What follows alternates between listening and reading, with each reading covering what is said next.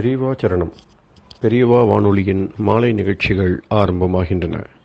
இன்றைய எமது நிகழ்ச்சிகள் நித்திய குரு பாதுகா பூஜா, ஸ்ரீ ரா கணபதி அவர்கள் எழுதிய புத்தகத்தின் ஒளிவடிவம், ஆன்மீக உரை, மகா பெரியவா மகிமை, உபன்யாசம். பெரியவா சரணம்.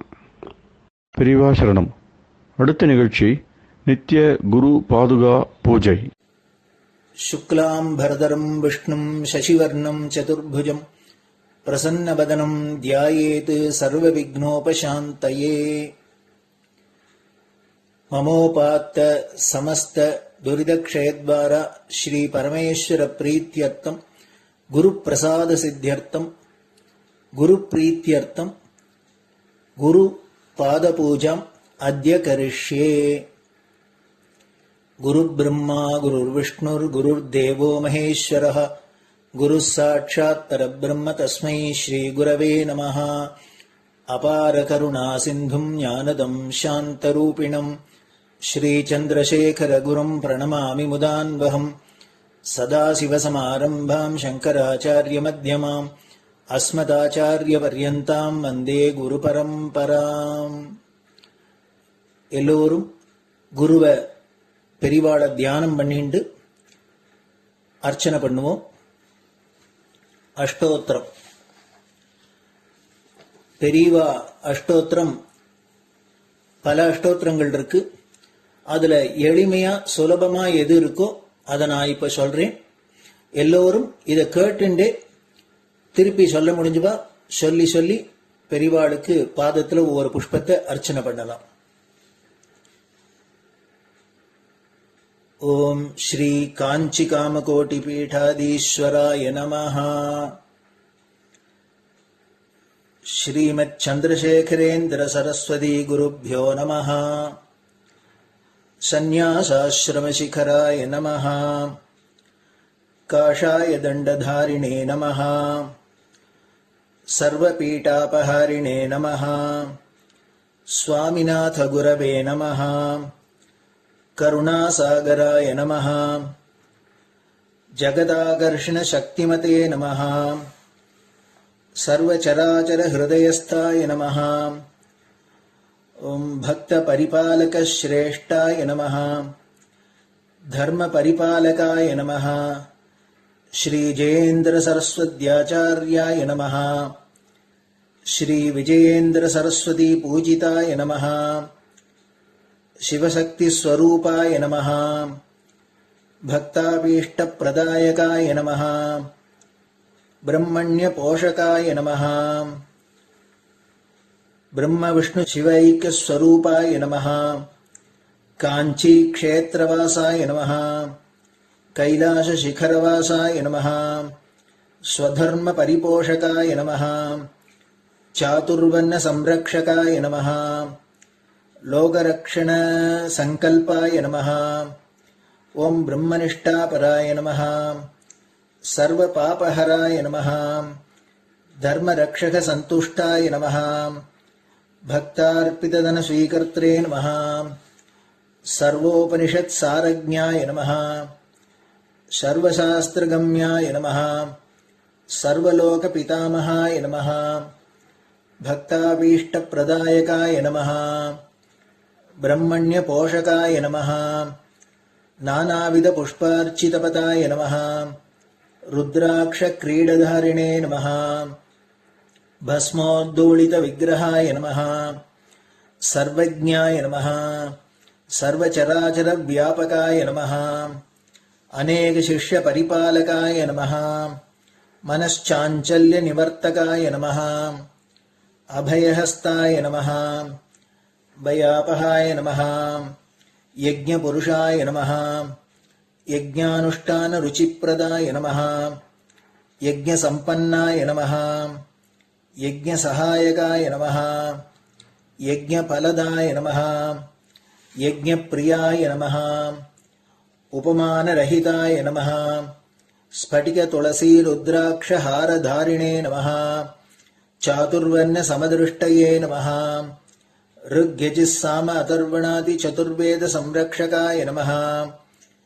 दक्षिणामूर्तिस्वरूपाय नमः जाग्रत् स्वप्न सुषुप्ति अवस्थातीताय नमः कोटिसूर्यतुल्यतेजोमय शरीराय नमः साधुसङ्गसंरक्षकाय नमः अश्वगज गोपूजा निर्वर्तकाय नमः गुरुपादुकपूजातुरन्तराय नमः कनकाभिषिक्ताय नमः स्वर्णबिल्वदलपूजिताय नमः सर्वजीवमोक्षदाय नमः मूकवाक्ताननिपुणाय नमः नेत्रदीक्षादानाय नमः द्वादशलिङ्गस्थापकाय नमः गानरसप्रियाय नमः ब्रह्मज्ञानोपदेशकाय नमः सकलकलासिद्धिताय नमः चातुर्वर्ण्यपूजिताय नमः अनेकभाषासम्भाषण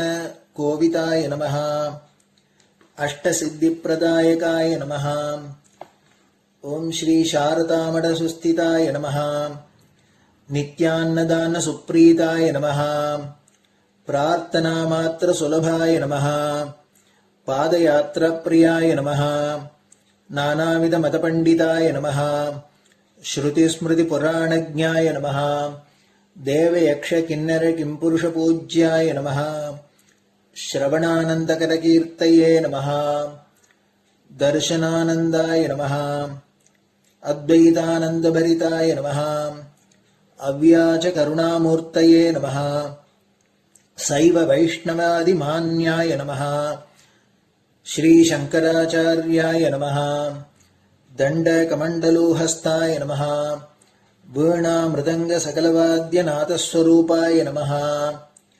रामकथारसिकाय नमः वेदवेदाङ्ग आगमादिसकलकलासतस्प्रवर्तकाय नमः हृदयगुहाशयाय नमः शतरुद्रीयवर्णितस्वरूपाय नमः केदारेश्वरनाथाय नमः अविद्यानाशकाय नमः निष्कामकर्मोपदेशकाय नमः लघुभक्तिमार्गोपदेशकाय नमः लिङ्गस्वरूपाय नमः सालग्रामसूक्ष्मस्वरूपाय नमः कालड्यां शङ्करकीर्तिस्तम्भनिर्माणकर्त्रे नमः जितेन्द्रियाय नमः शरणागतवत्सलाय नमः श्रीशैलशिखरवासाय नमः डमरुकनादविनोदाय नमः वृषभारूढाय नमः दुर्मदनाशकाय नमः आभिचारिकदोषहर्त्रे नमः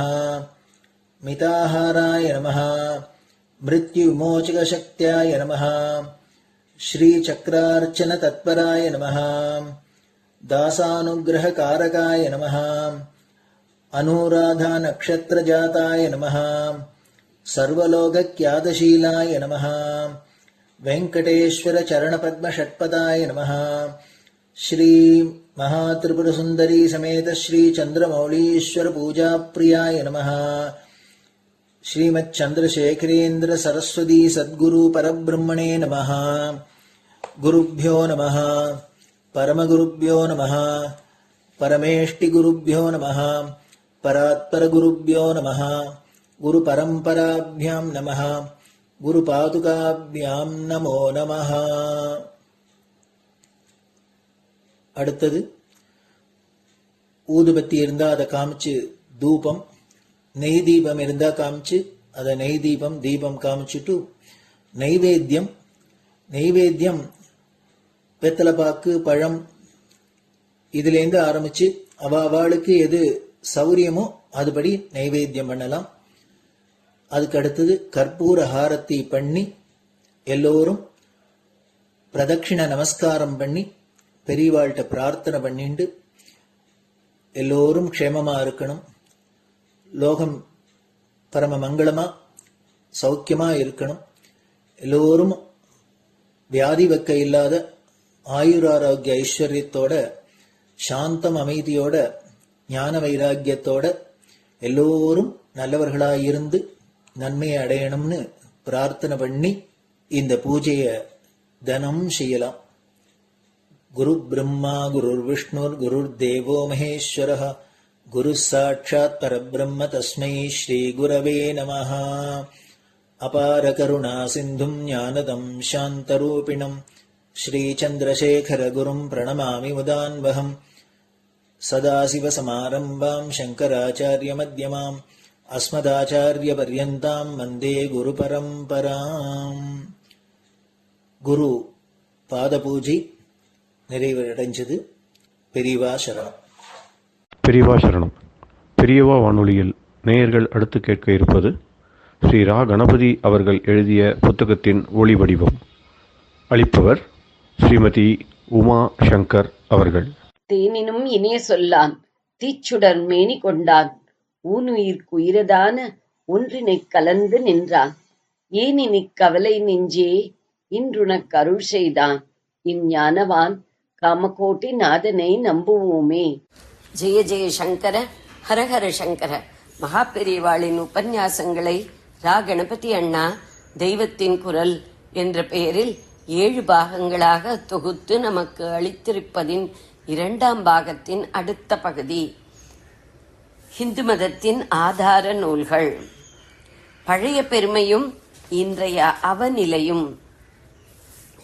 இந்த சதுர்தச வித்யைகளும் ஆதிகாலத்திலிருந்து வெள்ளைக்கார ஆட்சி ஏற்படுகிற வரையில் நம் தேசத்தில் போதிக்கப்பட்டு வந்திருக்கின்றன. இதிலே ஒரு ரசமான சங்கதி சொல்கிறேன்.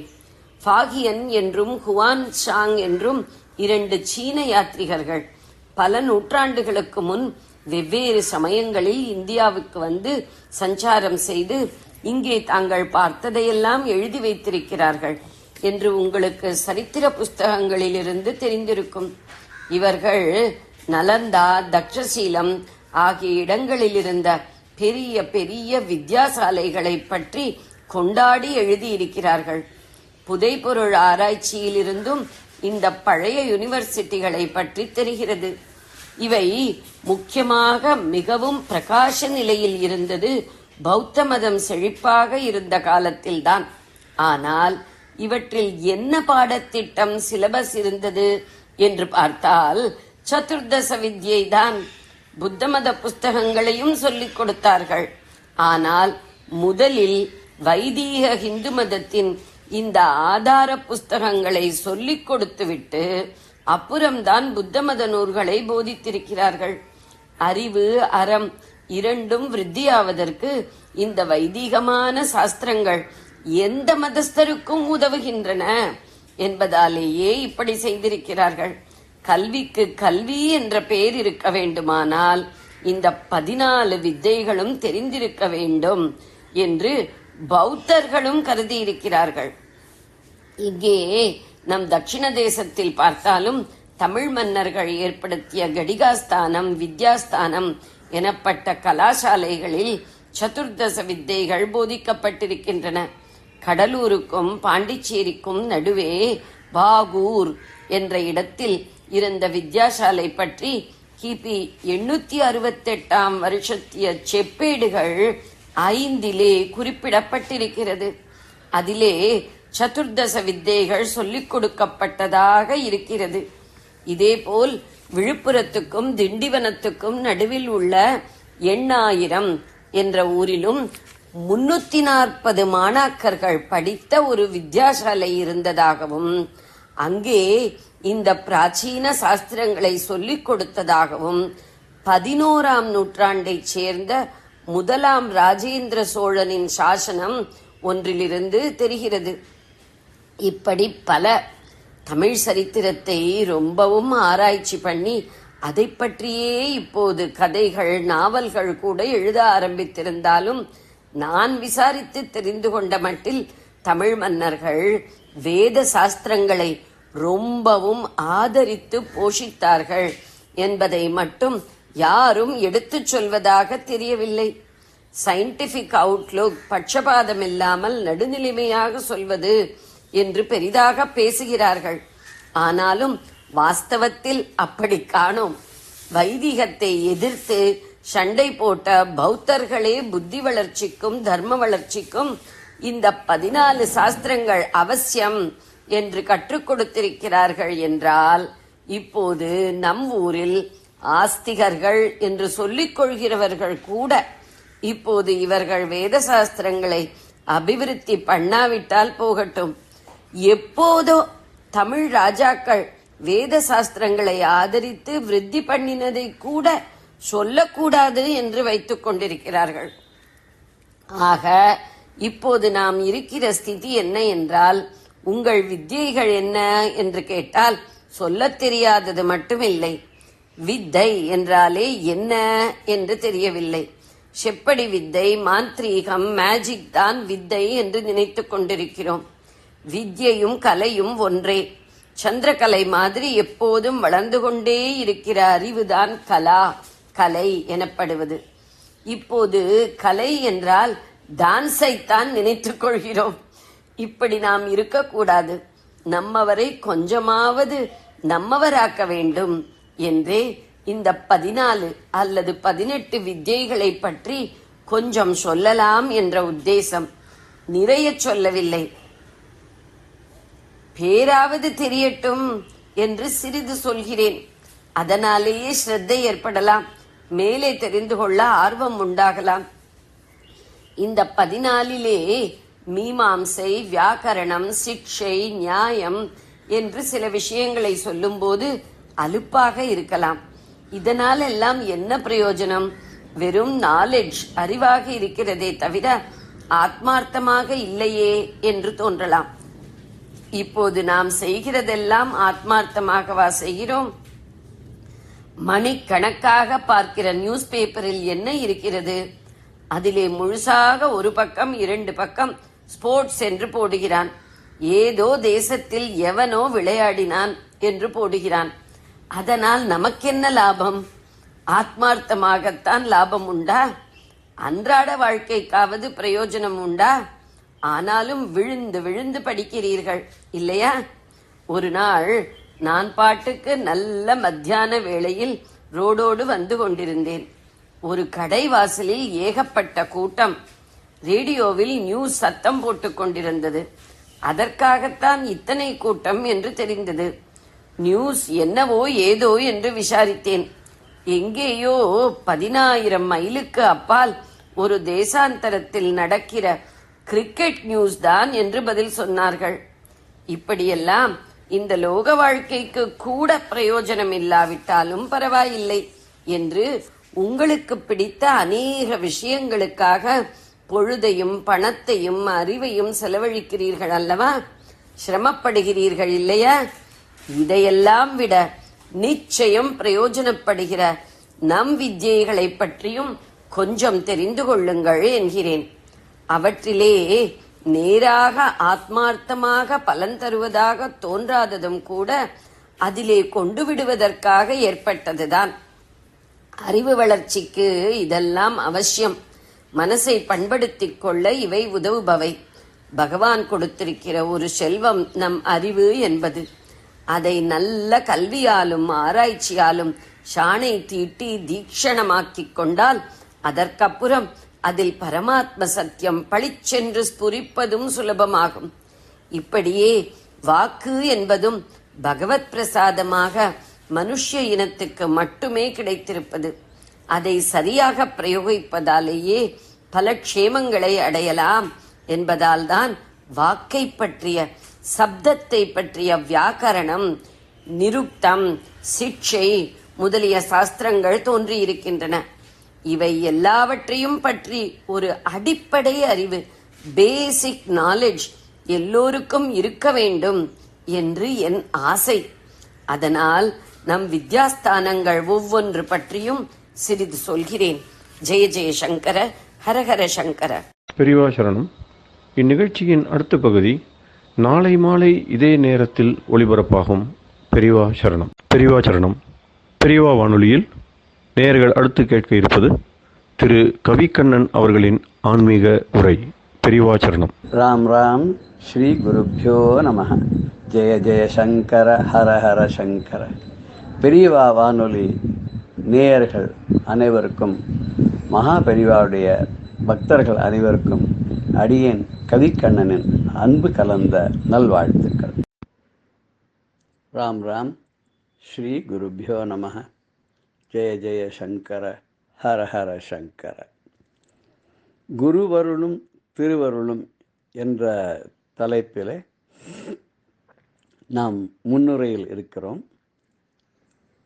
சென்ற வார தொடர்ச்சியாக மேலும் சில விஷயங்களை இந்த பகுதியில் காண இருக்கிறோம்.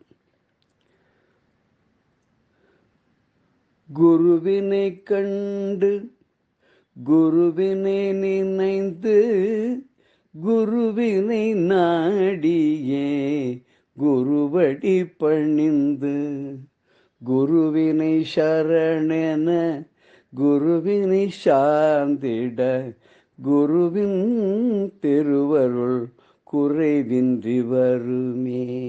இப்படி ஒரு பாடல்.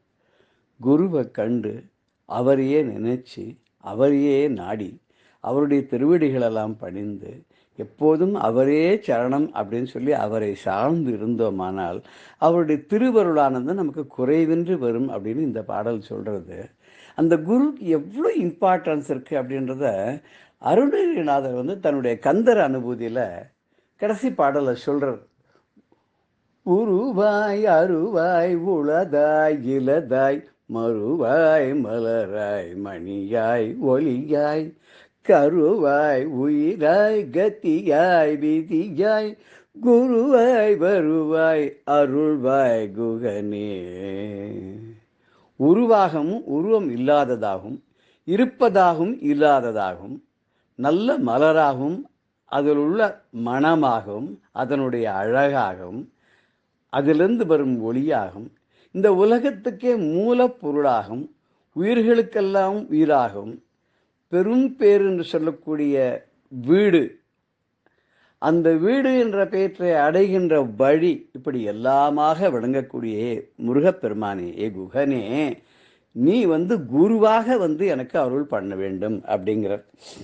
இதிலிருந்து முருகப்பெருமானையே ஒரு கடவுளாக அவர் வழிபடுவதற்கும் மேலாக ஒரு குருவாக நினைந்து அவரை குருவாக வரித்து கொள்கிறார். அது ரொம்ப ஒரு அருமையான ஒரு பாவம்.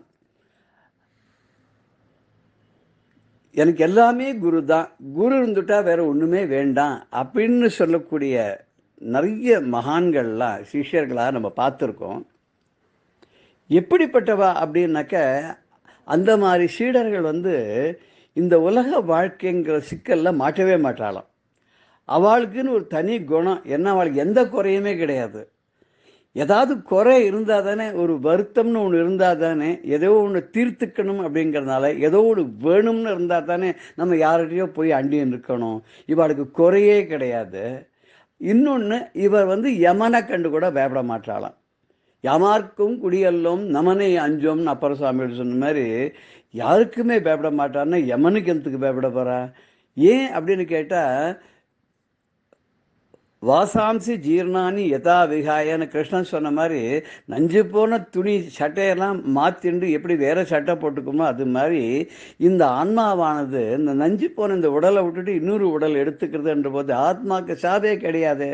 நஜாயத்தே முறியத்தேவான்னு சொன்னப்புறம் அதுக்கப்புறம் என்னத்துக்கு பயப்படணும்? இந்த சட்டை எடுத்துட்டு வேற சட்டை போட்டுக்கிற மாதிரி இந்த உடம்பை விட்டுட்டு இன்னொரு உடம்பை போட்டுக்கு போகிறோம். இல்லை, உடம்பே இல்லாத நேரம் நமக்கு கிடைச்சதுன்னா ரொம்ப ரொம்ப உத்தமம். அதனால இறைவன் கிட்ட கூட கையேந்தி போக மாட்டாளா, இது வேணும் எனக்கு, அது வேணும், இதை கொடு ஆண்டவே, இதை கொடு இறைவா, இதை கொடு எனக்கு, அதை கொடுன்னு என்னைக்குமே போக மாட்டாளாம். ஆனால் அவள் என்ன பண்ணுவான்னா, வேதத்தை நன்கு உணர்ந்து கற்ற அந்த குருநாதன் இருக்கார் இல்லையா, நம்ம எல்லாம் மறைபொருளாக இருக்கக்கூடிய அந்த இறைவனை நமக்கு உணர்த்தக்கூடியவர்கள், நம்மை கைபிடித்து அழைத்து சென்ற இறைவனிடம் சேர்ப்பவர்கள், நமக்கு ஞானத்தையும் தெளிவையும் கொடுக்கக்கூடிய அந்த குருவானவர் இருக்காரு, அவருடைய திருவடிகளை எல்லாம் மறவாமல் பணிவார்கள் இருக்கால. அவ இந்த இக வாழ்வில் இப்போதற்கு இந்த வாழ்வில் சிறைப்பட்டு பந்தப்பட்டு, இன்னொன்று கூட சொல்ல, மனையேவ காரணம் மனுஷியானம் பந்த மோட்சயோகம். நம்ம பந்தப்படுறதும் சரி, பந்த தலையிலேருந்து விடுபடுறதும் சரி, எல்லாத்துக்கும் காரணம் தாங்கிறாள் இல்லையா. அந்த மனசை அடக்கக்கூடிய வழியை சொல்லிக் கொடுக்குற குரு தானே. அப்படி அந்த குருவனுடைய திருவடியை மறவாத இருக்கக்கூடியவர்கள் சிறைப்பட்டு இந்த இக வாழ்வில் சிக்கி இருப்பாளோ? சிக்க மாட்டா. அவள் உய்ந்து விடுவார்கள், நல்ல கதியை பெற்று விடுவார்கள், ஞானத்தினாலே தெளிவினாலே மோட்சத்தை அடைந்து விடுவார்கள். அப்படின்னா சரி, இதில் குரு சிஷ்யன் இப்படின்னு நம்ம சொல்லிட்டு இருக்கோமே, எப்படிப்பட்ட குருமார்கள்லாம் இருந்திருக்கா, எப்படிப்பட்ட சிஷ்யர்கள்லாம் இருந்திருக்கான்னு பார்க்கச்ச ரொம்ப ஆச்சரியமான விஷயம் என்னென்னா, குருவே தேடி சென்ற சிஷ்யர்கள்லாம் உண்டு. நம்ம ஆரம்பித்தோம் போன இதில் முன்னுரையில் அதை ஆரம்பித்தோம்.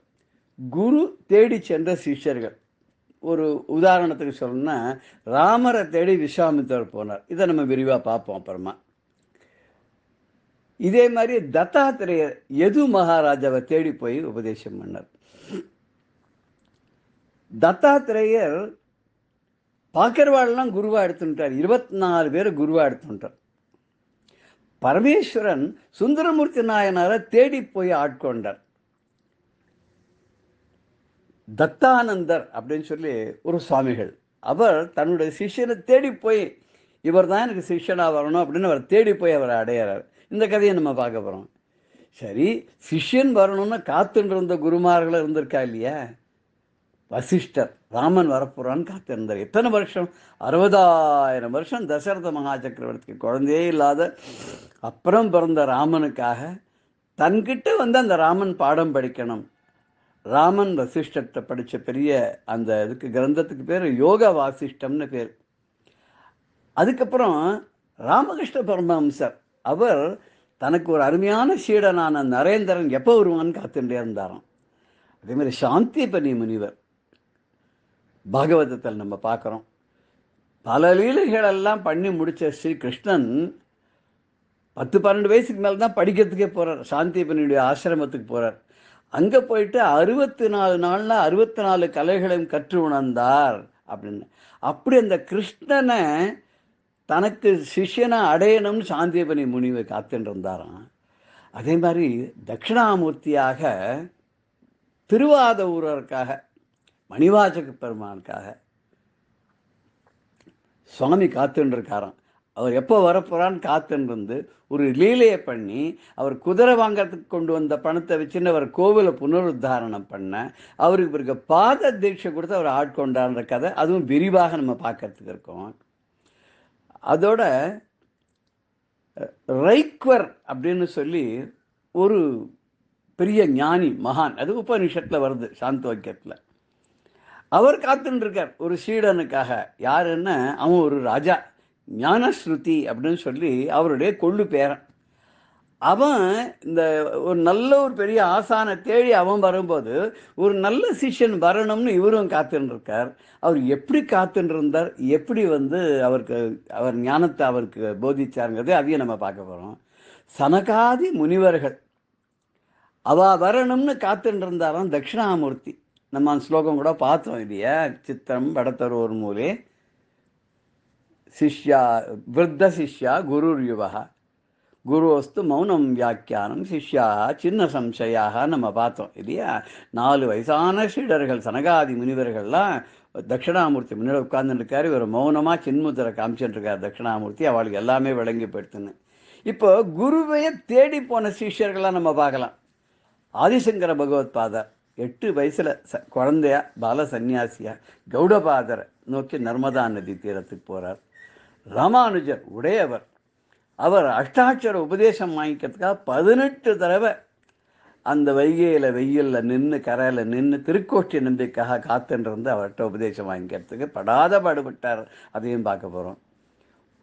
வள்ளிமலை சுவாமிகள், அவர் நல்ல குருவை தேடி அலைஞ்சு அவருக்கு ரமணர் இல்லைன்னு விட்டார். இப்படி ஒத்தொத்தரும் இல்லையான்னு கடைசியில் சேஷாதிரி சுவாமிகள்கிட்ட அவர் எப்படி தீட்சை பெற்றார் அதை நம்ம பார்க்க போகிறோம்.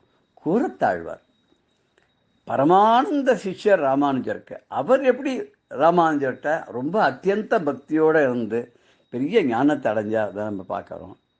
இன்னொரு வேடிக்கையான சமாச்சாரம், குருவே சீடரானது, சீடரே குருவானது.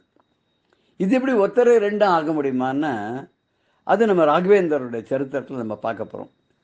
வியாசராய தீர்த்தராக இருந்தவர் தன்னுடைய சீடனான விஜயேந்திரரை வேற ஒரு மடத்துக்கு கும்பகோணத்துக்கு கொடுத்து அந்த மடத்துக்கே இவர் தன்னுடைய அடுத்த அவதாரத்தில் சீடராக போய், ஆனால் விஜயேந்திரர்கிட்ட டைரக்டாக தீட்சை எடுத்துக்கல. விஜயேந்திரருடைய சீடரான சுதீந்திர தீர்த்தர்கிட்ட சீடராகி கடைசியில் அந்த மடத்துக்கே மறுபடியும் பிரக்யாதி பெற்ற பெரிய மகானாக வந்தார். அந்த சரித்திரம் நம்ம பார்க்க போகிறோம். எல்லாத்த விட ரொம்ப வேடிக்கை, இந்த யாதவ பிரகாஷர் அப்படின்னு ஒருத்தர், அவர் ஒரு குரு, நல்ல குரு தான். அவர் அத்வைத்த இதை பிரச்சாரம் பண்ணிட்டு இருந்தவர், குரு அவர். அவர்கிட்ட ராமானுஜர் பாடம் கற்றுக்கிறார். அவர் ஆச்சாரியன் ஆகிறதுக்கு முன்னாடி அவளுக்குள்ள ஒரு சின்ன அபிப்பிராய பேதம் வந்துவிடுது. கடைசியில் ராமானுஜர் ஜெயிச்சு விடுறார். ராமானுஜர் ஜெயிச்ச உடனே யாதவ பிரகாஷர் ராமானுஜருக்கே சீடராக போயிடுறார். இது ரொம்ப ஒரு ஆச்சரியமான ஒரு சமாச்சாரம். இப்படி நம்ம பலவிதமான சீடர்களையும் பலவிதமான குருமார்களையும் நம்ம பார்க்கறச்ச நமக்கு ரொம்ப ரொம்ப ஆச்சரியம், பிரமிப்பு. அப்படின்னு பார்க்கச்ச நாம் ஒன்றுமே இல்லை அப்படிங்கிறது நமக்கு ரொம்ப நல்லா புரியும். நம்ம ஒன்றுமே இல்லைன்னா புரிஞ்சுடுத்தோன்னா நம்ம அடுத்தது அவள்லாம் எப்படி இருந்தால் நமக்கு வழிகாட்டினா அப்படின்றத நம்ம தெரிஞ்சுக்கணும். அதை நம்ம தெரிஞ்சுட்டோன்னா நாமளுமே ரொம்ப பெரிய ஒரு உத்தமமான சீடர்களாகவும் ஆயிடுவோம். நமக்கு அப்படிப்பட்ட குரு கிடைச்சிட்டார் சொன்னாக்க ரொம்ப சுலபமான ஒரு ரொம்ப நமக்கு ஒரு அருள் கிடைக்கும். எப்படி கிடைக்கும் அப்படின்னு கேட்டாக்க,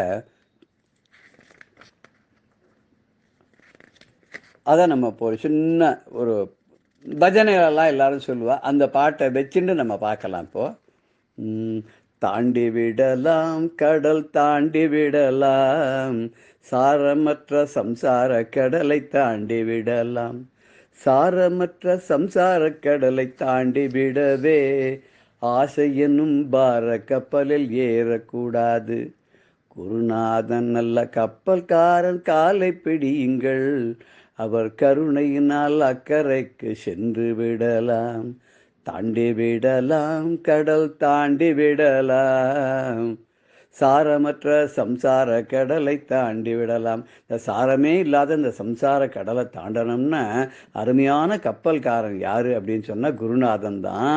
நம்ம சாரமே இல்லாத சம்சார கடலை தாண்டறதுக்காக ஆசைங்கிற கப்பல் பார கப்பலில் ஏறக்கூடாது. நம்ம கருணையோட நம்மளை அக்கறையை சேர்க்கக்கூடியவர் யார், சம்சார கடலை தாண்டறதுக்கு உதவி பண்ணக்கூடியவர் யாருன்னா குருநாதன் தான். அவருடைய காலை நம்ம பிடித்தோம்னா வெகு சுலபமாக தாண்டி விடலாம் என்று சொல்லி மேலும் இதனுடைய தொடர்பை வரும் வாரத்தில் பார்க்க இருக்கிறோம். ஜெய ஜெய சங்கர ஹரஹர சங்கர. ஸ்ரீ குருபியோ நம. பெரியவா சரணம். இந்நிகழ்ச்சியின் அடுத்த பகுதி நாளை மாலை இதே நேரத்தில் ஒளிபரப்பாகும். பெரியவா சரணம். பெரியவா சரணம். அடுத்த நிகழ்ச்சி மகா பெரியவா மகிமை உபன்யாசம். வழங்குபவர் பிரம்மஸ்ரீ கணேச சர்மா அவர்கள்.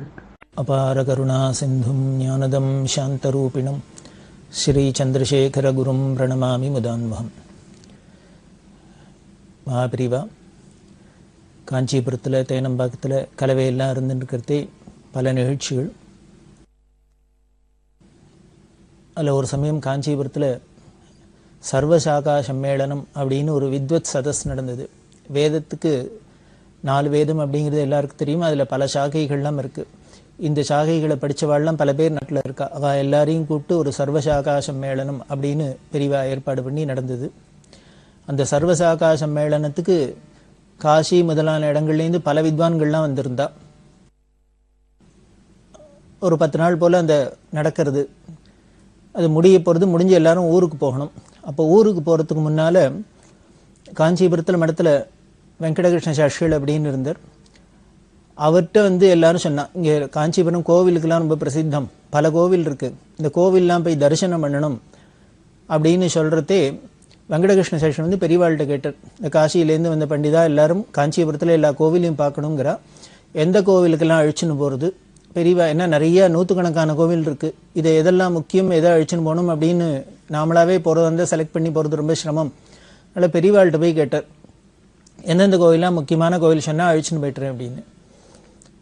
பெரியவா பல கோவில் சொன்னான். இந்த கோவிலுக்கு அழிச்சுன்னு போக கச்சபேஸ்வரர், ஏகாம்பரேஸ்வரர், காமாட்சி, வரதராஜர், பல கோவில்லாம் இருக்குது. எல்லாத்தையும் அழிச்சுன்னு போயிட்டு இந்த கோவில்லாம் அழிச்சுன்னு போகணும்னு சொல்லிட்டு அதில் முக்கியமாக வியாசசாந்தாலீஸ்வரர் அப்படின்னு ஒரு கோவில், அந்த கோவிலுக்கு அழிச்சுன்னு போ, அந்த கோவிலோட புராணம் என்ன அப்படிங்கிறது இவாளுக்கெல்லாம் சொல்லும் அப்படின்னா, அதை சொல்லி அங்கே போய் தரிசனம் பண்ணி வை அப்படின்னா.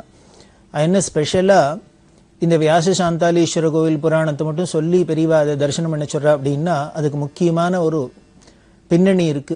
வெள்ளம் வந்திருக்கிறவா காசியிலேருந்து வந்திருக்கா பல பேர்.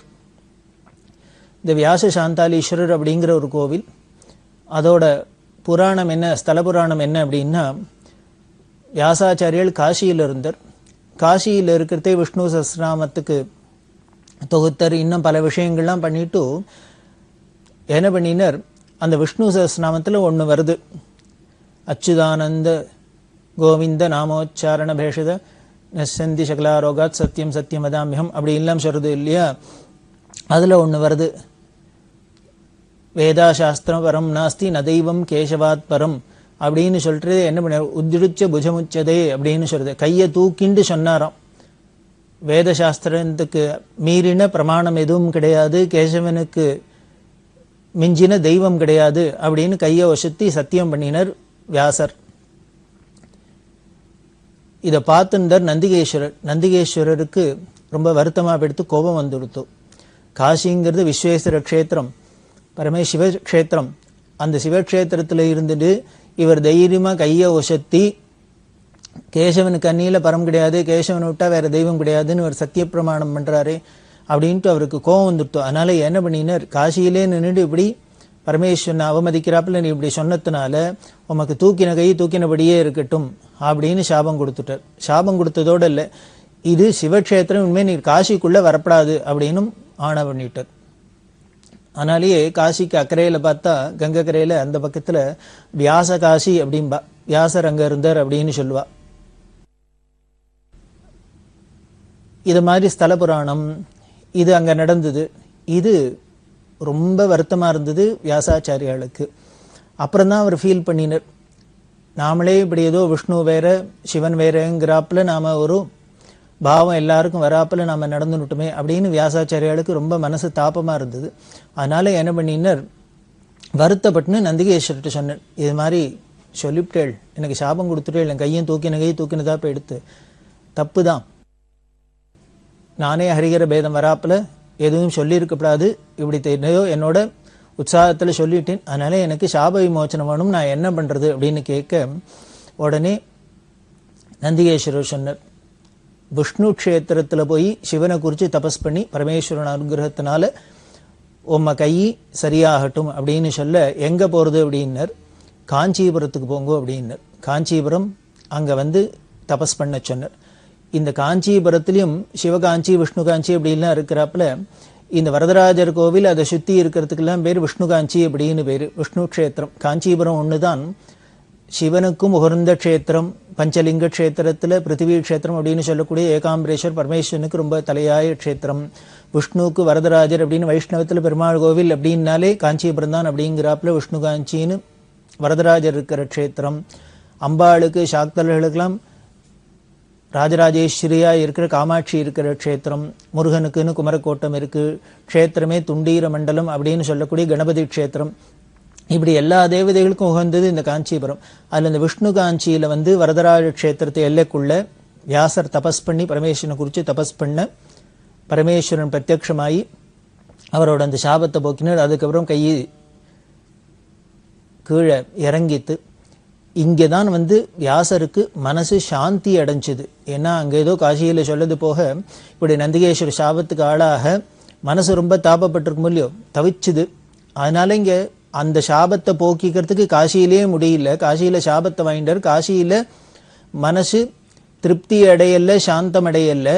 அதனால நந்திகேஸ்வரோட ஆக்ஞையினால திருப்பி இந்த காஞ்சிபுரத்துக்கு வந்து இங்கே தபஸ் பண்ணி தன்னோட சாபத்தையும் போக்கிண்டு மனசும் திருப்தி அடைஞ்சது, சாந்தம் அடைஞ்சது. அதனால வியாச சாந்தாலீஸ்வரர் அப்படின்னு இந்த சுவாமிக்கு பேரு. கதையை சொல்லி வாளுக்கு அங்கே தரிசனம் பண்ணிவி அப்படின்னா, ஏன்னா வந்திருக்கிற அத்தனை பேருக்கு பத்தியா ஒரு சாபம் கிடைச்சி கொடுத்தோம்னா அது காசியில கூட நமக்கு போக முடியல. அப்படி காசியில கூட போக்க முடியாத சாபத்தை இந்த காஞ்சியில வந்தா போக்கிக்கலாம். அதனாலதான் இது ஒரு இன்ச்சு கூட அப்படின்னு சொல்றா பெரியவா. விளையாட்டா சொல்ற வழக்கம் உண்டு. காசி காஞ்சி பார்த்தேன்னா எழுத்துல நடுப்புற காசி அப்படிங்கிறோம், கா இஞ்சி அப்படின்னா காஞ்சி அப்படிங்கிறோம். ஒரு இஞ்சு கூட இருக்கு. அந்த காஞ்சியில் இருக்கிற இஞ்சை எடுத்துட்டா நடுப்புற காசின்னு ஆயிடும். அதனால ஒரு இன்ச்சு கூட அப்படின்னு விளையாட்டா சொல்ற வழக்கம் உண்டு. விளையாட்டு இல்லை, அது வாஸ்தவத்திலும் அப்படிதான் அப்படின்னு மோட்சபுரியில் ஒன்றா சொல்லியிருக்கிறதுனால இந்த காஞ்சிபுரத்தை அதோட பெருமையை சொல்லி இந்த வியாச சாந்தாலீஸ்வரோட இந்த கதையெல்லாம் சொல்லி அங்கே போய் தரிசனம் பண்ணி வை அப்படின்னு சொல்லி அழைச்சின்னு வந்தா. அவளுக்கெல்லாம் இந்த காசி பண்டிதாளுக்கெல்லாம் ரொம்ப புதுசாக இருந்தது. பல பேர் நாமளும் பல கோவிலுக்கு போகிறோம், பல ஊருக்கு போகிறோம், பல க்ஷேத்திரங்களுக்கெல்லாம் போகிறோம். நாம் போகிறது ஏதோ போய் பார்த்துட்டு வரமே ஒழிய உள்ளுக்குள்ளே போனால் இது மாதிரி பல க்ஷேத்திரங்கள் இருக்குது. இந்த காஞ்சிபுரத்தில் பார்த்தா ஒவ்வொரு சின்ன சின்ன கோவில் மாதிரி இருக்கும். ஒன்று பார்த்தா ரொம்ப சர்வசாதாரணமாக இருக்கும். அந்த சுவாமிக்கெல்லாம் எப்பேற்பட்ட மகிமையெல்லாம் இருக்குது, எப்பேற்பட்ட மகான்கள்லாம் பூஜை பண்ணியிருக்கா, என்னென்னலாம் வரப்பிரசாதி அப்படிங்கிறதெல்லாம் அங்கே நாம் தெரிஞ்சுக்கலாம். இந்த வியாசருக்கு சாப விமோச்சனம் அடைஞ்சது, அவருக்கு சாந்தம் ஏற்பட்டது, மனசு திருப்தியாச்சு, அதனால வியாச சாந்தாலீஸ்வரர் அப்படிங்கிறோம்.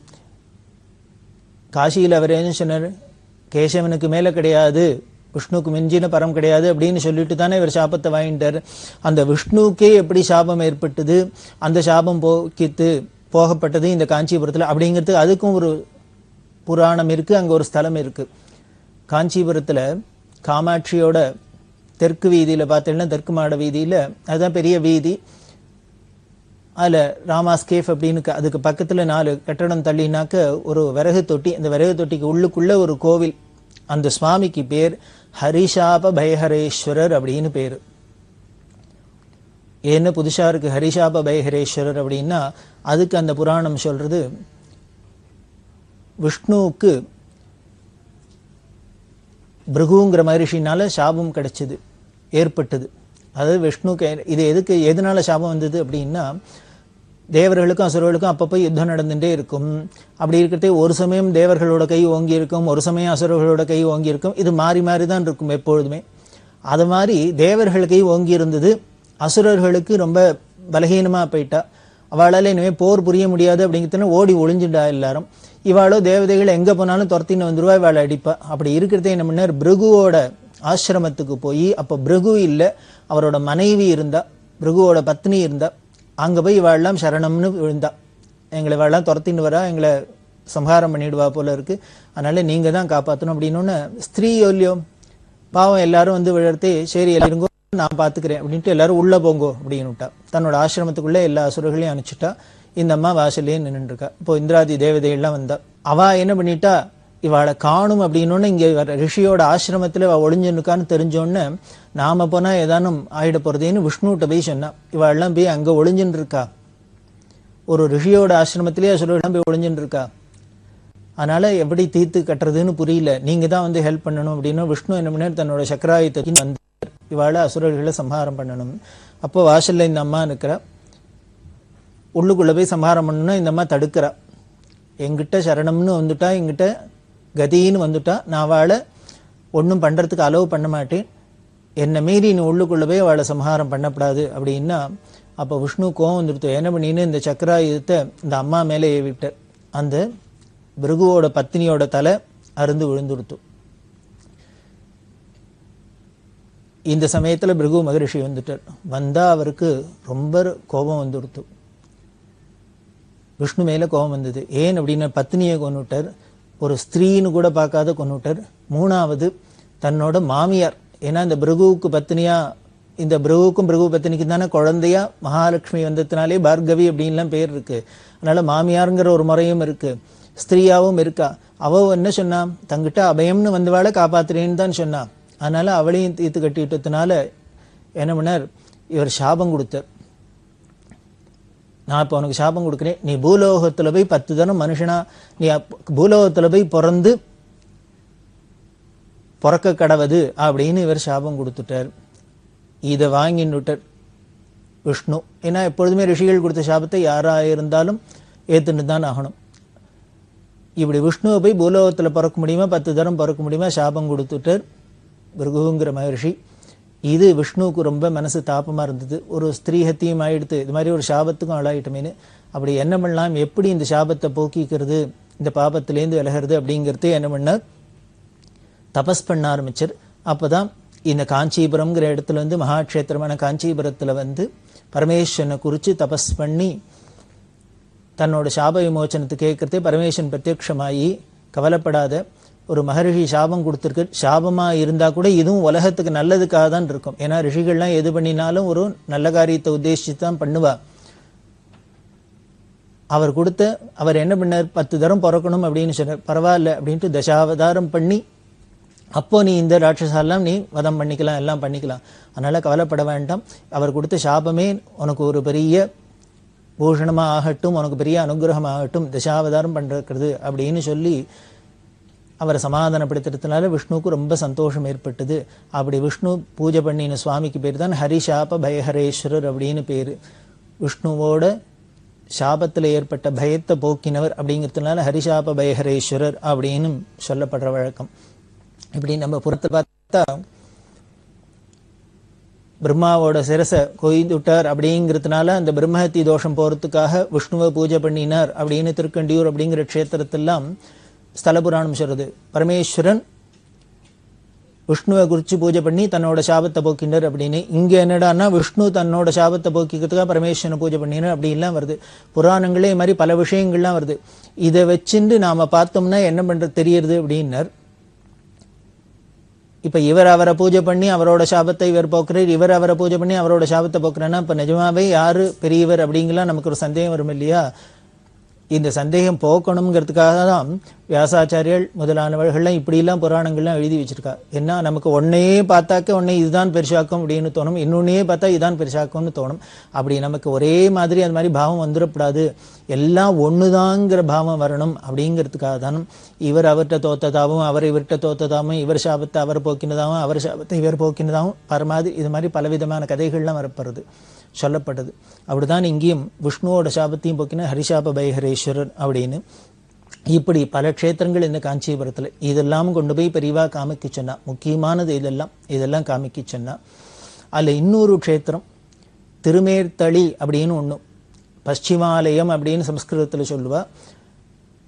அது எங்கே இருக்குது அப்படின்னா காஞ்சிபுரத்தில் பிள்ளையார் பாளையம் அப்படின்னு இருக்குது. பஸ் ஸ்டாண்ட்லேருந்து கிட்டத்தட்ட 1 கிலோமீட்டர் தூரத்தில் இருக்குது. அந்த பிள்ளையார் பாளையத்தில் இருக்கிற பேர் அவருக்கு பశ్చిమాலயம்னு பேர், திருமேட்தளி அப்படின்னு பேர். சுவாமி பேர் திருமேட்தளிநாதர் அப்படின்னு பேர். ஞானசம்பந்தர் பதிகம் பாடின ஸ்தலம். அந்த ஸ்தல புராணத்தில் என்ன சொல்றது அப்படின்னா மகாவிஷ்ணுவுக்கு ஸ்வரூபத்தோடு தான் எங்கேயா இருந்தாலும் கோவில் அப்படின்னா புருஷாகிருதியா சங்க சக்கரதா பாணியா இப்படி இல்லைன்னா இருக்கிறாப்புல இருக்கும். சிவங்கோவில்னு பார்த்தேன்னா லிங்காகாரமாக தான் இருக்கும். இதுக்கெல்லாம் பெரிய தத்துவம் உண்டு. அதாவது வேதம் சொல்றது சாஸ்திரம் சொல்றது முடிஞ்ச முடிவா அது பரபிரம்மமா இருக்கிறதே அது நிர்குணமா இருக்கு. நிர்குணம் அப்படின்னாலே அதுக்கு நாம ரூபம் எதுவும் இல்லாத அரூபமாவும் இருக்கு. அப்படி நிர்குணமா அரூபமா இருக்கிறது சகுணமா உருவத்தோட ரூபத்தோட வருது. அந்த உருவத்தோட ஸ்வரூபத்துல நாம உபாசிக்கிறோம். இந்த உருவமாவும் இருக்கிறதுக்கும் அருவமாவும் இருக்கிறதுக்கு முன்னால நடுப்புற ஒண்ணா என்ன இருக்கு அப்படின்னர். இந்த அருவமா இருந்தது, அருவமா இருக்கிறது உருவமா ஆக போறது. அந்த அருவத்துக்கும் உருவத்துக்கும் நடுப்புற ஒண்ணா வந்தது. அது என்ன அருவுருவ திருமேனி அப்படின்னு சொல்லுவா. அந்த அருவுருவ திருமேனி தான் சிவலிங்கம் அப்படிங்கிறது. சிவலிங்கத்தை பார்த்தேன்னா உருவம், ஆனா உருவம்னா கண்ணு மூக்கு நாக்கு இது மாதிரிலாம் பர்ஃபெக்டாவும் கம்ப்ளீட் உருவமாவும் இல்லை. அது அருவம்னு சொல்ல முடியாது, உருவம் பூர்ணமான உருவம்னு சொல்ல முடியாது. அதனால தான் அருவுருவ திருமேனி அப்படின்னு சொல்லுவா. அருவமாவும் இருக்கன், உருவமாவும் இருக்கன், நிர்குணமாவும் இருக்கு, சகுணமாவும் இருக்குங்கிற பெரிய தத்துவத்தை காமிக்கிறது தான் லிங்கஸ்வரூபம். இப்படி நமக்கும் இருக்கணும்னு விஷ்ணுவுக்கு ஆசை வந்தது. அதனால பரமேஸ்வரனை குறித்து என்ன பண்ணினர், இந்த திருமேத்தளி அப்படிங்கிற இடத்துல சுவாமியை தரிசனம் பண்ணி பிரார்த்தனை பண்றார், தபஸ் பண்றார். அப்படி தபஸ் பண்ணிட்டு இருக்கிறதே வந்த ஞான சம்பந்தர் பரமேஸ்வரன் மேற்கு பார்த்துட்டு இருக்க இந்த லிங்க திருமேனி, விஷ்ணு கிழக்க பார்த்துட்டு அவரை பார்த்து தபஸ் பண்ணிட்டு இருக்கார் உருவத்தோட. இவர் என்ன பண்ணினார், பின்னால வந்த ஞான சம்பந்த பின்னாலேருந்து பார்த்து அந்த திருமேத்தளிநாதரை பார்த்து தேவாரம் பாட வச்சு. இப்படி தேவாரம் பண்ண ஞானசம்பந்தர் பாடினா கேட்பானே, அப்படியே மனசு உருகி பாடுறதே. இதை கேட்டு இருந்த அந்த விஷ்ணுவுக்கு அப்படியே உருகி போயிட்டார், பக்தியில உருகி கரைஞ்சு போயிட்டார், உருகிட்டார். ஒரு ஆளா இருக்கிற அப்படியே உருகினாக்க மெழுகு, இப்படி பெரிய மெழுகு கேண்டிலா இருக்கும், அது ஏத்தினோன்னு உருக ஆரம்பிச்சுடுத்துனா அப்படியே எல்லாம் கீழே போய் ஒன்னா ஒரு குமிஞ்சாப்பில் ஆயிடும் இல்லையா. அப்படி உருகி அப்படியே ஒரு லிங்காகாரமாயிட்டார். எப்படியே உருகினார், பாதம் வரைக்கும் உருகிடுத்து. மேலேந்து தலையிலேருந்து ஆரம்பிச்சு பாதம் வரைக்கும் எல்லாம் உருகி போயிடுது. இப்படி விஷ்ணுவுக்கு ஆசையே அதானே, நம்மளும் அருவுருவ திருமேனி லிங்காகாரமா ஆகணும்னு தானே. அப்படி உருகினத்தினாலே அங்க என்னென்ன பார்த்தேன்னா 2 லிங்கம். ஒன்று பிராச்சீனமா இருக்கிற திருமேத்தளிநாதர் அப்படிங்கிற பரமேஸ்வரன். இந்த விஷ்ணு அப்படியே பக்தியில உருகினத்தினால அவருக்கு ஓத உருகீஸ்வரர் அப்படின்னு பேரு. ஞானசம்பந்தர் தேவாரம் ஓதினர், அதை கேட்டு இவர் உருகினாரோ இல்லையா, அதனால ஓத உருகீஸ்வரர்னு பேரு. இது விஷ்ணு. அங்க விஷ்ணுக்கும் லிங்க திருமேனி அப்படின்னா இந்த காஞ்சிபுரத்துல திருமேத்தளியில பார்த்தேள்னாலே அந்த இடத்துல மூலஸ்தானத்துல லிங்காகாரமா இருக்கும். விஷ்ணு பாதம் உருகல, அதுக்கு வரைக்கும் தானே உருகித்த, அதனால சிவலிங்கத்துக்கு முன்னால பாதத்தோடையும் இருக்கும். இப்படி இருக்கிற ஒரு அபூர்வமான க்ஷேத்திரம் இந்த திருமேத்தளி அப்படிங்கிறது. இதெல்லாம் கொண்டு காமிக்க சொன்ன பிரிவா. இப்படி ஒவ்வொரு சின்ன கோவில் மாதிரி இருக்கும். ஒவ்வொரு கோவிலுக்கும் எப்படியெல்லாம் ஸ்தல புராணம் இருக்கு, இங்க எப்படியெல்லாம் தேவதைகள்லாம் வந்து பூஜை பண்ணீங்க, எல்லா அருகிகளும் எல்லா தேவதைகளும் பல பேரும் வந்து இங்க உபாசிச்சிருக்கா, ஈஸ்வரனை கிருப்பையை அடைஞ்சிருக்கா அப்படின்லாம் சொல்லி இதை எல்லாத்தையும் காமிச்சுட்டு வர சொல்லி இதெல்லாம் சொல்லி இந்த வெங்கடகிருஷ்ண சாஸ்திரியை விட்டு இந்த புராணங்கள்லாம் சொல்லி இந்த காசியிலேருந்து வந்த பண்டிதா இன்னும் எல்லா பண்டிதாளுக்கும் தரிசனம் பண்ணுவி அப்படின்லாம் சொன்னா. இப்படிதான் அவ எல்லா இடத்தையும் பண்ணி வச்சுன்னு வந்தா இந்த பண்டிதாளுக்கெல்லாம் ரொம்ப ஆச்சரியமா இருந்தது. என்ன காஞ்சி அப்படிங்கிறது நாம் ஏதோ விளையாட்டுக்கு 1 இன்ச்சு கூட அப்படின்னு சொன்னா கூட, காசியை விட 1 இன்ச்சு கூடன்னா கூட விளையாட்டுக்கே சொல்ல வேண்டாம், நிஜமாவே சொல்லலாம், ஒத்துக்கலாம். இது 1 இன்ச்சு இன்னும் எத்தனை இன்ச்சு வேணாலும் கூடையா இருக்கும், மோட்சபுரிகளில் ஒன்றும் அப்படின்னு சொல்லி அவள்லாம் ரொம்ப சந்தோஷப்பட்டா. இப்படி பெரியவா இந்த வித்வான்களுக்கெல்லாம் இந்த தரிசனம்லாம் பண்ணி வச்சுட்டு அந்த காஞ்சிபுரத்தில் இருந்துட்டு ஒரு நாளைக்கு காமாட்சி கோவிலுக்கு அபிஷேகத்துக்கு போறா. சாயந்தரம் அபிஷேகத்துக்கு போறா. போய் காமாட்சி கோவில் உள்ள போன பெரியவா என்ன பண்ணா, திடீர்னு ஏதோ பேச்சு இருந்து. அப்போ கூட இருக்கிறவள்கிட்ட சொல்றா, ஏய் நான் தான்டா நாராயணன், நான் தான் நாராயணன், நான் தான் நாராயணன் அப்படின்னு 3 தரம் மாரில் தட்டின்ட்டு நான் தான் நாராயணன், நான் தான் நாராயணன், நான் தான் நாராயணன் அப்படின்ட்டு அதுக்கு மேலே வியாக்கியானம் பண்றா. இப்போ காமாட்சி அபிஷேகத்துக்கு எதுக்குன்னு, என் தங்கைக்கு அபிஷேகம் ஆறுது, அதை பார்க்கறதுக்காக வரேன் அப்படின்னா. விஷ்ணு சகோதரி தானே அம்பாள், அதனால தங்கைக்கு அபிஷேகம் ஆறுது, அதை பார்க்க வராரா நாராயணன். இது பெரியவா தன் வாயால் சொன்னது. பல சந்தர்ப்பங்கள்ல தான் நாராயணன் அப்படின்னு சொல்லியிருக்கா, பரமேஸ்வரன் சொல்லியிருக்கா. இப்போ எதுக்கு அப்படின்னர், விஷ்ணு இனிமே இங்கே இப்போ ஜபம் பண்ணினர், தபம் பண்ணினர், அவரோட சாபத்தை போக்கின்றார் அப்படின்லாம் சொல்றதே நமக்கு மனசுக்குள்ள ஒரு கல்மஷம் தோணலாம். அப்படி இல்லாத இருக்கணும் அப்படிங்கிறதுக்காகவே போல இருக்கு பெரியவா தான் தான் நாராயணன், தான் தான் நாராயணன் அப்படின்னு இந்த காமாட்சி கோவிலில் போகிறதே சொல்றா. இப்படி எல்லாம் சொல்லிட்டு அங்கே இருக்கிறதே ஒரு நாளைக்கு யாத்திரை கிளம்புறா. அது எப்போ அப்படின்னா 1978ஆம் வருஷம் ஏப்ரல் மாதம் 15ஆம் தேதி சனிக்கிழமை அன்னைக்கு தமிழ் வருஷப்பரப்பு. அந்த தமிழ் வருஷப்பரப்பு காலயுக்தி அப்படிங்கிற தமிழ் வருஷப்பரப்பு அன்னைக்கு காலங்கார்த்தால விடிகார்த்தால 3 மணிக்கு பெரியவா ஏந்துண்டு நேர காமாட்சி கோவிலுக்கு வந்து அங்கே அந்த குளத்தில் ஸ்நானம் பண்ணிட்டு அம்பாளை விஸ்வரூப தரிசனம் பண்ணிட்டு காஞ்சிபுரத்தில் மடத்துக்கு வந்து அங்கே சுரேஸ்வராச்சாரியர்கள் ஆச்சாரியெல்லாம் தரிசனம் பண்ணிட்டு நேர யாத்திரையை தொடங்குறா. இந்த 1978ஆம் வருஷம் பெரியவா யாத்திரை கிளம்புறதே. பெரியவாளோட வயசு 84. 84 வயசுல பெரியவா யாத்திரையை தொடங்கினா. இந்த யாத்திரையை தொடங்குறதே இது ரொம்ப சுவாரஸ்யமான யாத்திரை. இதில் என்னென்னலாம் நடந்தது, எந்தெந்த ஊருக்கெல்லாம் போனோம் அப்படின்னு நம்ம தொடர்ந்து விவரமாக பார்க்க போகிறோம். அப்படி அந்த யாத்திரைக்கு போயின்னு இருக்கிறதே என்ன நடக்குது பின்னால் பார்க்க போகிறோம். இந்த காஞ்சிபுரத்தில் தேனம்பாக்கத்தில் இருக்கிறதையே இவா தினம் வரதராஜ சுவாமி பிரதட்சிணம் பண்ணுவா. காத்தாலேயோ சாயந்தரமோ எப்போவோ பக்கத்தில் சிவாஸ்தானத்தில் இருந்ததுனால விஷ்ணு சஹஸ்ரநாமம் சொல்லிட்டு வரதராஜரோட மாட வீதியில் பிரதட்சிணம் பண்ணுறது அப்படின்னு ஒரு சம்பிரதாயமாக வச்சிருந்தா. இந்த 78ஆம் வருஷம் ஏப்ரல் மாதம் பெரியவா வடிகார்த்தால கிளம்பி வரது எல்லாரும் கூட இருந்தவாள்லாம் இதைத்தான் நினச்சிருந்தா. பெரியவா எப்பொழுதும் போல ஏதோ வீதியில் மாட வீதியில் சஹஸ்ரநாம பிரதட்சிணத்துக்கு தான் போகிறாளாக்கும் அப்படின்னு. அப்புறம் இந்த வரதராஜர் சந்நிதி வந்ததுக்கு அப்புறம் தான் பெரியவா தொடர்ந்து பெரிய காஞ்சிபுரத்துக்கு போகிறா அப்படிங்கிறது அதுக்கப்புறம் தெரிஞ்சுது. சரி, அதுக்கப்புறம் காமாட்சி போய் தரிசனம் பண்ண போகிறாளாக்கும் அப்படின்னா அதே மாதிரி தரிசனம் பண்ணா. அதுக்கப்புறம் திரும்பி வந்துட போகிறாளாக்கும் அப்படின்னா மடத்துக்கு போனால் திரும்பி வர போகிறாளாக்குன்னா இப்படி பண்ணி கீழம்பின்னு பக்கத்தில் ஒரு கிராமம் அம்பிகாபுரம் அப்படின்னு பேர். அந்த கீழம்பியில தான் காஞ்சிகாம கோடி பீடத்தோட பூர்வாச்சாரியால் ஒருத்தரோட அதிஷ்டானம் இருக்கு. 60வது பீடாவது அவரோட பிருந்தாவனம் சமாதி இருக்கிறது. அந்த கீழம்பியில் போய் அன்னைக்கு பிக்ஷையெல்லாம் முடிச்சுட்டு ராத்திரி தங்கிவிட்டு மறுநாளைக்கு திருப்புட்குழி அப்படிங்கிற இடம், அந்த திருப்புட்குழிக்கு தன்னோட யாத்திரையை தொடர்றா. இப்படி இருக்கிற பெரியவா இந்த யாத்திரையில் திருப்புட்குழியில் போகிறதே ஸ்ரீராம நவமி அன்னைக்கு, வருஷப்பிறப்பு அன்னைக்கு கிளம்பினா அப்படின்னு சொன்னோம். மறுநாளைக்கு ஸ்ரீராம நவமி. இந்த ஸ்ரீராம நவமி அன்னைக்கு திருப்புட்குழியில், திருப்புட்குழிங்கிறது பெரிய க்ஷேத்திரம், ஜடாயுக்கு ராமர் மோட்சம் கொடுத்த க்ஷேத்திரம் அப்படின்னு அதோட ஸ்தலபுராணம் சொல்லப்படுது. இந்த திருப்புட்குழியில் போய் ராமநவமியை தரிசனம் பண்ணி பெரியவா தொடர்ந்து யாத்திரையை தொடர போகிற, அதை நாம் தொடர்ந்து பார்க்க போகிறோம். பெரியவா சரணம். இந்நிகழ்ச்சியின் அடுத்த பகுதி நாளை மாலை இதே நேரத்தில் ஒளிபரப்பாகும். பெரியவா சரணம். பெரியவா சரணம். அடுத்த நிகழ்ச்சி திருவாசக இன்னிசை. வழங்குபவர் ஸ்ரீ சத்குருநாத தேசிகர் அவர்கள். பெரியவா சரணம். திருச்சிற்றம்பலம். திரு பொன்னூசல் சீரார் பவளம் கால் முத்தம் கயிறாக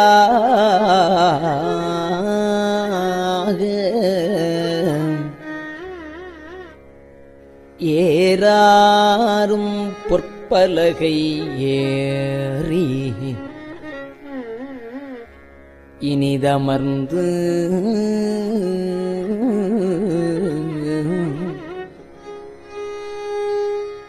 சீரார் பவளம் கால்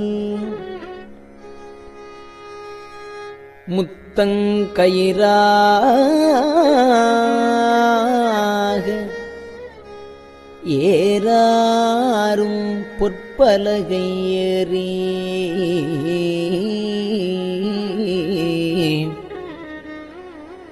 இனிது அமர்ந்து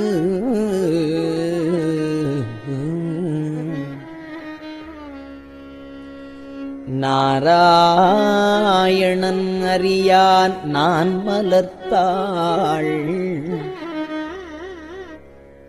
நாராயணன் அறியான் நான் மலர்த்தாள், நாயடியேற்கு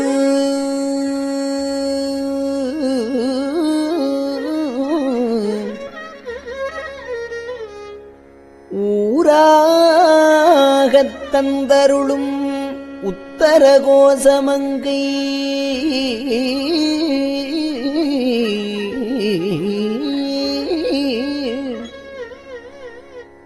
ஆறாமுதின்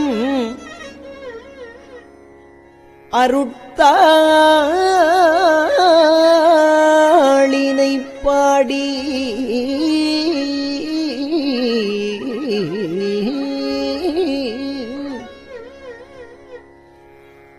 உத்தர கோசமங்கை ஆறாமுதில்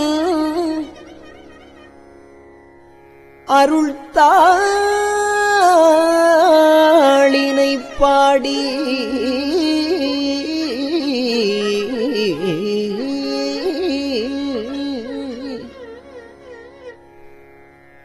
போரார் வேர்க்கண்மடவி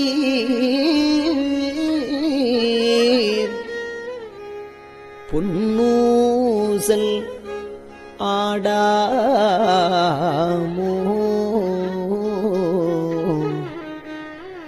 போரார் வேர்க்கண்மடவி பொன்னூசல் ஆடாமோ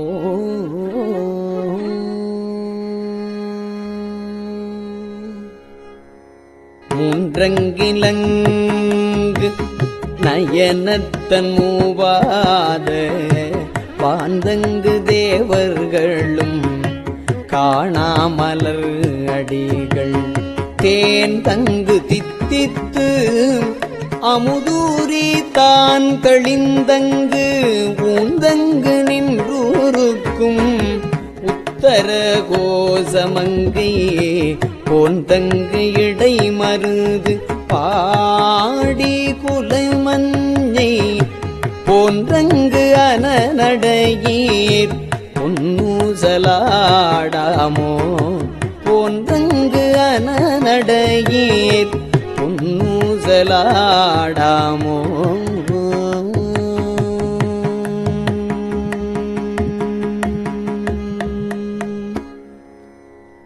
முன்னீரும் ஆதியும் இல்லான் முனிவர் குழாம்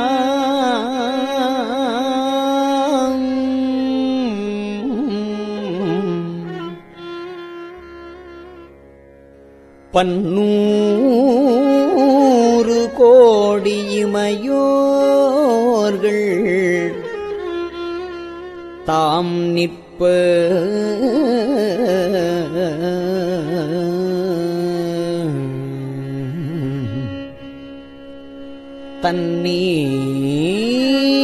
தண்ணீர் எனக் கருளி தன் கருணை வெள்ளத்து மன்னூர மன்னுமணி உத்தர கோசமங்கை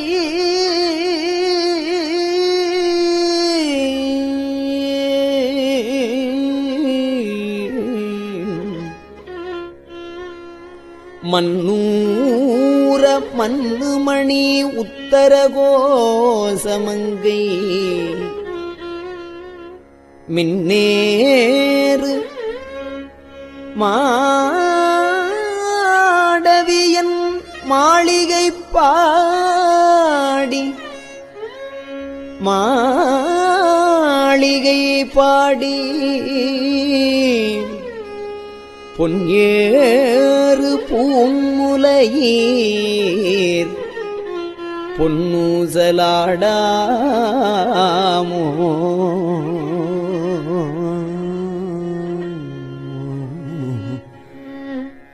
நான்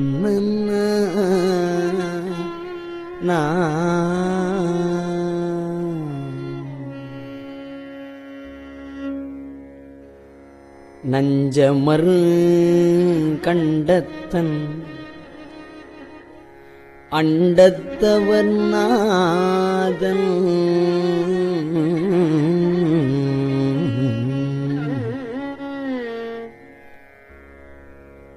மஞ்சு தோய் மாடமணி உத்தர கோசமங்கை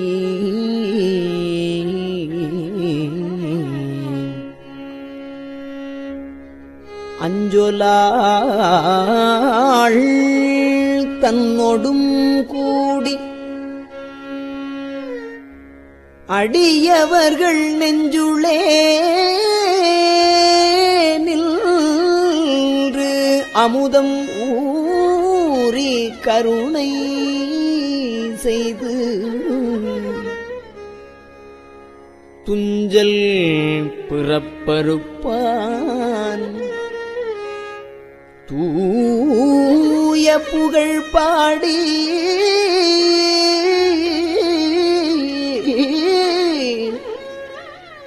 புஞ்சமார்வள் வளை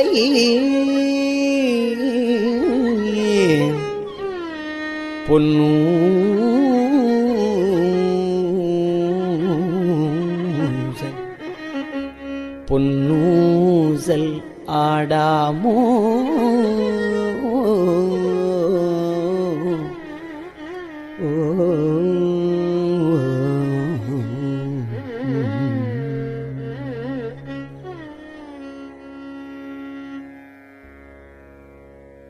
ஆணோ அலியோ அறிவையோ என்று இருவர்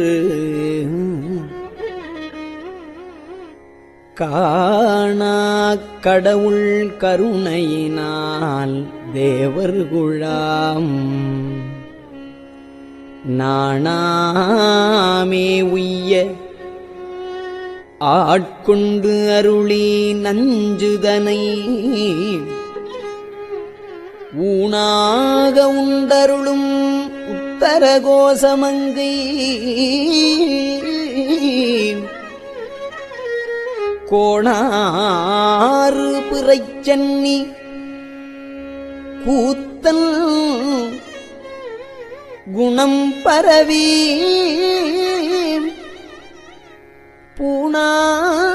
பூணாறு வனமுலையீர்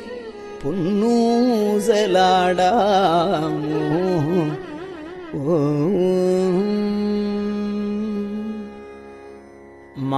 மாதாடு பாகத்தன் உத்தரகோசமங்கை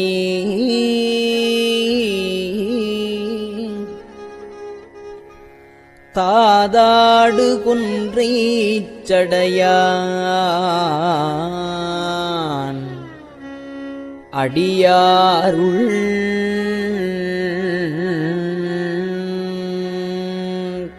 கோதாட்டி நாயேனை ஆட்கொண்டு என் தொல்பிறவி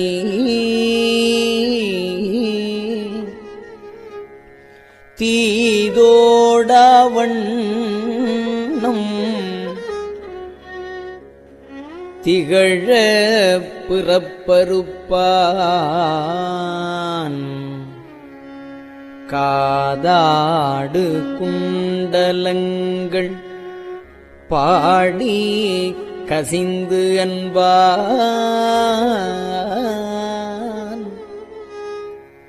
போதாடு பூன்முலையே போதாடு பூன்முலையே பொன்னூசல் ஆடாமோ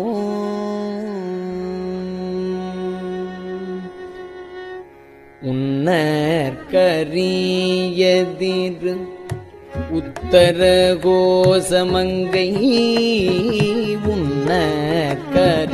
உன்னற்கரியதிரு உத்தரகோசமங்கை மன்னி போலிந்திருந்த மன்னி போலிந்திருந்த மாமரையோன் தன் புகழே பன்னி பணிந்திரஞ்ச பாவங்கள் பற்றறுப்பான் அன்னத்தின் மேலேறி அன்னத்தின் மேலேறி ஆடும் அணி மயில் போல் என்னத்தன் என்னையும் ஆட்கொண்டான் எழில்வாடி பொன்கொத்த பூன்முலையீர் பொன்வொத்த பூன்முலையீர் பொன்னூசல் ஆடாமோ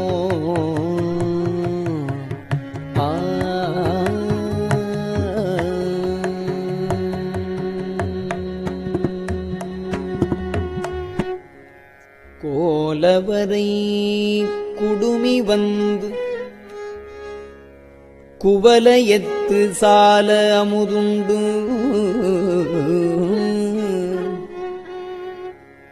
தாழ்கடலின் மீதெழுந்து ஞாலம் மிக பரிமேற்கொண்டு நமையாண்டான் சீலம் திகழும் திரு உத்தரகோசமங்கை மாலுக்கு அரியானை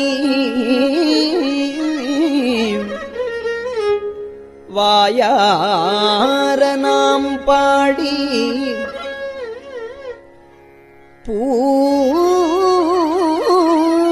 பூலித்து அகங்குழைந்து பொன்னூசல் ஆடாமோ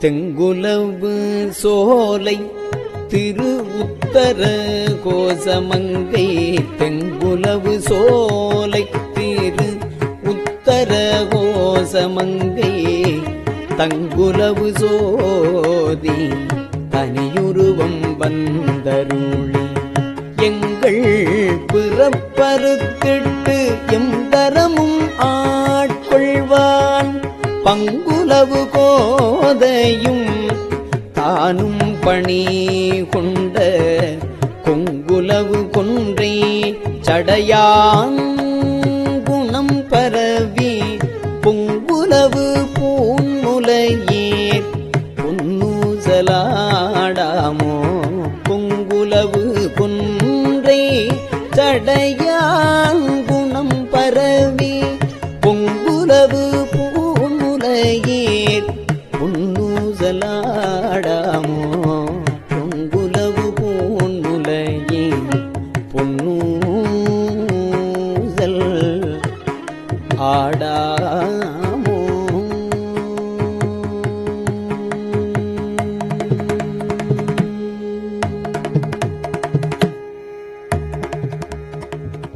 திருச்சிற்றம்பலம்.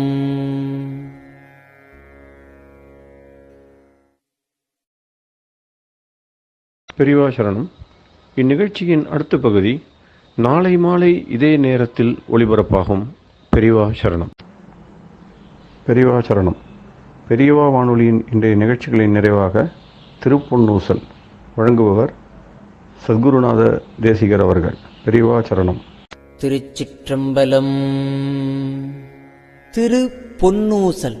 சீரார் பவளம் கால் முத்தம் கயிறாக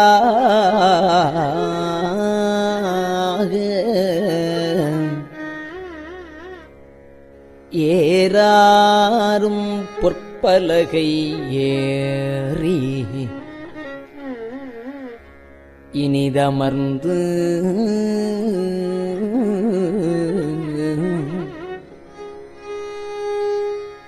சீரார் பவளம் கால்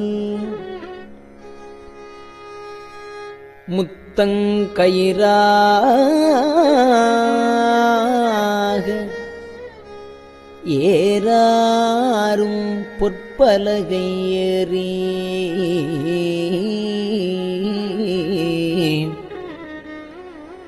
இனிது அமர்ந்து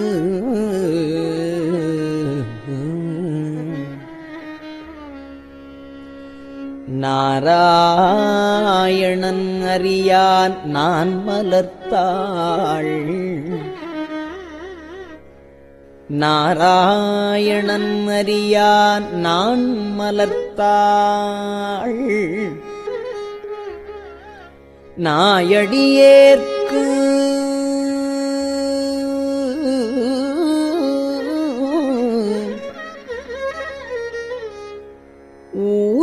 ஊராகத் தந்தருளும் உத்தர கோசமங்கை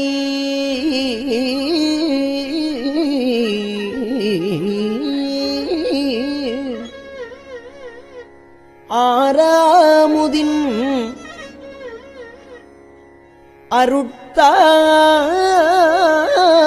அருட்தாளினை பாடி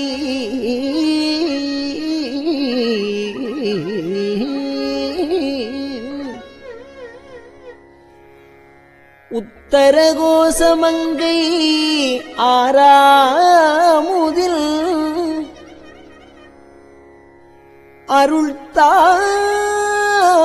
அருள்தாளினை பாடி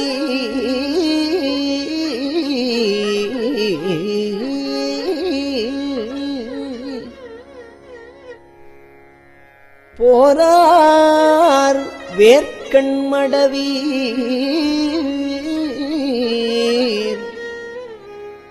பொன்னூசல் ஆடாமோ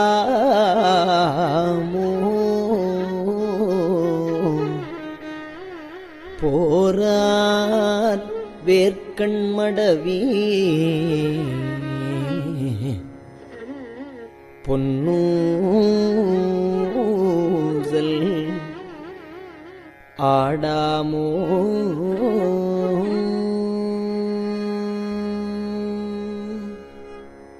திருச்சிற்றம்பலம். கஞ்சி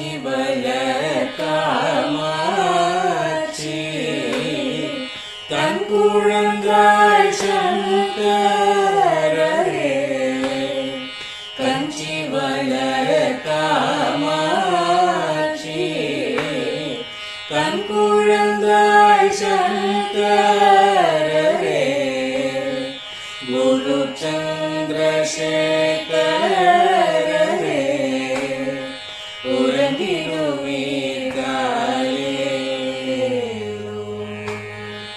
உறங்கிடுவீர்களே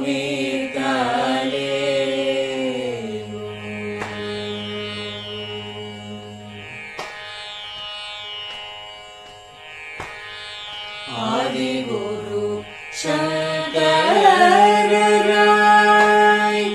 அன்றொரு நாள் வந்தவரே 68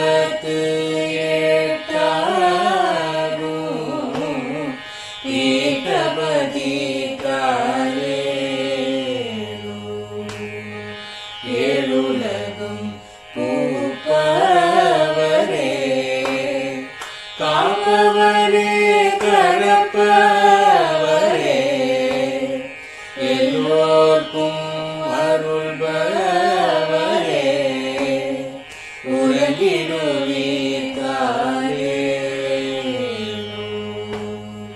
அயனுடனே மாலவனோ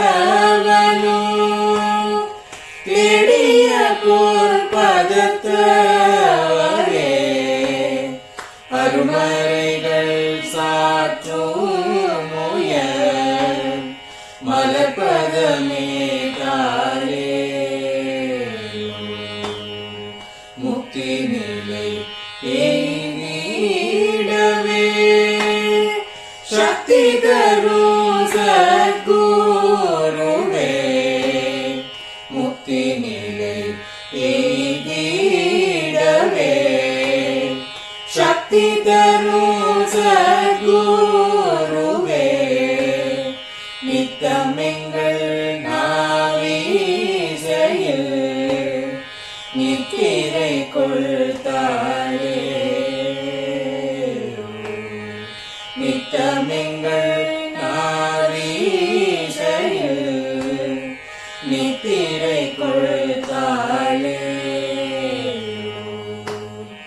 நித்தமெங்கள் நாவீசையில் நித்திரை கொள்தாளே